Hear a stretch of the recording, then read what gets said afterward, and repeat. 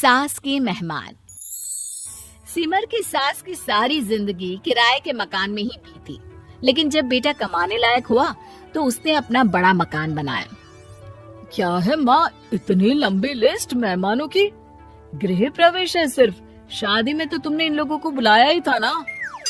अरे बेटा, तुम्हारे पिता और मैंने तो सारा आजीवन घर नहीं बनाया, ये सोचकर कि पैसा घर में लगा देंगे तो तुझे कहाँ से पढ़ाएंगे।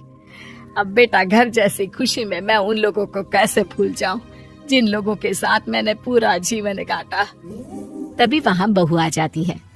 क्या माँ जी, कैसी बात कर रही हैं? बुआ जी, चाची जी, उनकी बेटियां, ससुराल वाले सभी तो आ रहे हैं। मैंने उनकी लिस्ट सुमन से पूछकर तैयार कर ली है। हाँ बेटा, ये लोग तो रिश्तेदार हैं, इन लोगों को तो बुलाना ही है, लेकिन जिन लोगों के साथ मैं किराए के मकानों में रही, वो मकान मालिक, वो पड़ोसी, उन्हें कैसे भूल सकती हूँ। माँ, लेकिन वो नीलम आंटी को तो मत बुलाना, बड़ा ही लो स्टैंडर्ड साउंड करती है वो। हाँ माँ, और वो किरण को भी। उनका पति और बेटा खाते कितना है। और नहीं तो क्या, शादी में भी 2000 रुपए वाली प्लेट में दनादन खा रहे थे। माँ कुछ नहीं बोलती, कमरे में चली जाती है। तुम्हारी माँ की तो चोचले ही अलग है, न जाने लोगों को क्या बताना चाहती हैं। अरे आस पड़ोस को तो ऐसे पूछ रही है जैसे कि रिश्तेदार। हाँ, जानता हूँ माँ को, वो किसी से जुड़ती है तो दिल से जुड़ती है। वैसे बात करता हूँ उनसे। सभी अपने अपने काम में लग जाते हैं। सास को नींद आ जाती है और वो सो जाती है। लग रहा है कि गुस्सा होकर सो गई। कपड़े भी अपने बाहर फेंक कर गई हैं। बहू है ना, नौकरानी जैसी, कर लेगी काम। बड़बड़ करती बहू सास के कमरे में जाती है और कपड़ों को उनकी अलमारी में रखती है कि तभी उसके हाथ में एक एल्बम और कुछ खत लगते हैं। अरे ये क्या है?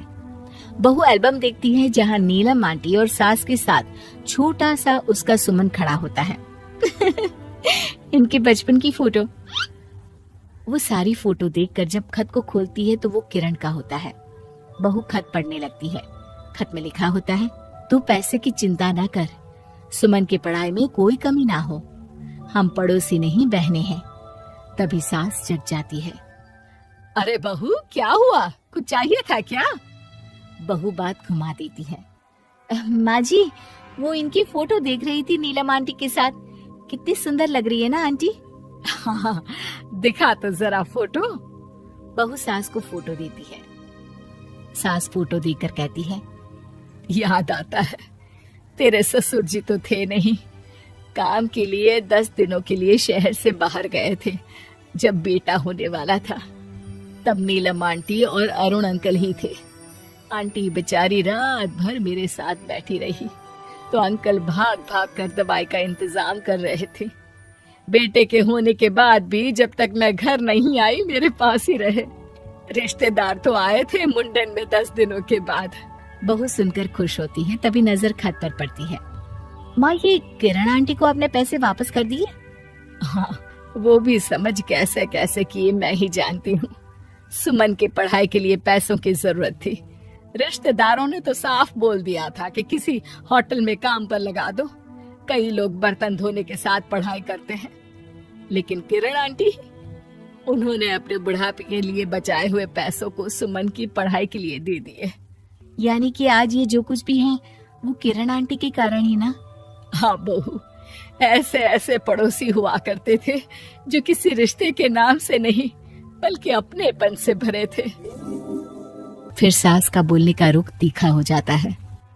और फिर भी देख, सुमन इन लोगों को भी नहीं बुलाने दे रहा है। माँ, मैं बात करती हूँ, ये लोग सिर्फ आएंगे ही नहीं, हम लोगों के साथ रुकेंगे भी घर में, रिश्तेदारों की तरह। सास बहू बेटे से पूछकर एक एक घर जाकर पड़ोसियों को एक दिन रहने का न्योता दिलाते हैं। और फिर वो दिन भी आ जाता है जब घर में गृह प्रवेश होता है। अरे हम लोगों का कमरा कहाँ है? बड़ा कमरा देना हम लोगों को, खुला खुला। सुमन परेशान हो जाता है कि वो क्या करे, कहाँ किसका सामान रखे, कि वहीं किरण पड़ोसन आ जाती है। अरे सुमन, परेशान ना हो बेटा, हमारे कमरे में रख दो उन लोगों का सामान, हम तो तेरी माँ के साथ ड्राइंग रूम में एडजस्ट हो जाएंगे। और हमारा कमरा कहाँ है? सुमन, जरा सामान कमरे में तो रखवा दो। अरे ये क्या, मेरे कमरे में तो सफाई ही नहीं है। अरे बता देती सुमन, हम कहीं और रह लेते। तभी वहाँ नीलम झाड़ू लेकर आ जाती है। अरे बबली दीदी कैसी बात कर रही है, चलिए मैं साफ किए देती हूँ कमरा। वहीं मामी जी भी आ जाती हैं। अरे सुमन दीदी, सबसे छोटा कमरा हम लोगों को ही देना था क्या? मायके की कोई परवाह नहीं है। वो मामी जी, किरण आंटी और नीलम आंटी की फैमिली एक ही कमरे में है ना, तो इसलिए आप और मामा दो ही तो लोग हैं। तो मामी तो बहू के मुंह से ये बात सुनकर गुस्से से लाल पीली हो जाती है। अरे वाह जी वाह, बहू की जुबान तो देखो कितना बोल रही है। इतना बोलने वाली बहुएं भी होती है क्या? अरे रहने दो, जब मेरी बहन ने ही मेरे बारे में नहीं सोचा तो किसी और से क्या उम्मीद करें। दोनों सामान पैक करके घर से निकल ही रहे होते हैं कि नीलम आ जाती है। अरे राकेश भैया, मैं भी सुमन की तरह ही तो हूँ। आप तो हम लोगों को इतने साल से जानते हैं। हाँ, तुम लोग तो मेरी बहन से चिपकी रही गोंद की तरह। खैर कोई बात नहीं, रहो बड़े कमरे में।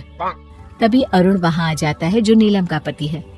अरे भाई साहब, थोड़ा तो वक्त दीजिए, हम सारे छोटे कमरे में शिफ्ट हो रहे हैं। सारे पड़ोसी छोटे कमरे में चले जाते हैं और मामा मामी बड़े कमरे में। बहू चाची के कमरे से बाहर निकल रही होती है कि देखो कैसे बड़ा मकान बनाकर इतरा रही है। अरे जब हम लोगों ने कहा था कि घर बनवा लो, तब तो लड़के को पढ़ाने की पड़ी थी।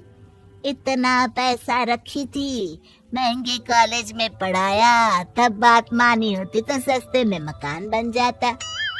बहू आगे जाती है जहाँ दोनों पड़ोसन भी आपस में बात कर रही थी।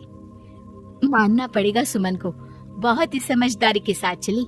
बच्चों की जिम्मेदारी को सबसे ऊपर रखा, रिश्तेदारों के साथ भी पूरा निभाया। नहीं तो आजकल के रिश्तेदार। अरे सुमन के लिए तो हम हमेशा ही खड़े हैं। बहू तभी मामी के पास जाती है, जहाँ वो मामा से कह रही होती है, बस अब आ गए इसके घर। अब तो ये रो रो कर भी बुलाएगी तो मैं ना आऊं। कैसे कमरे में रखा हम लोगों को। सुमन भी ना किसी काम की नहीं है। बहू सभी को देख समझ रही थी।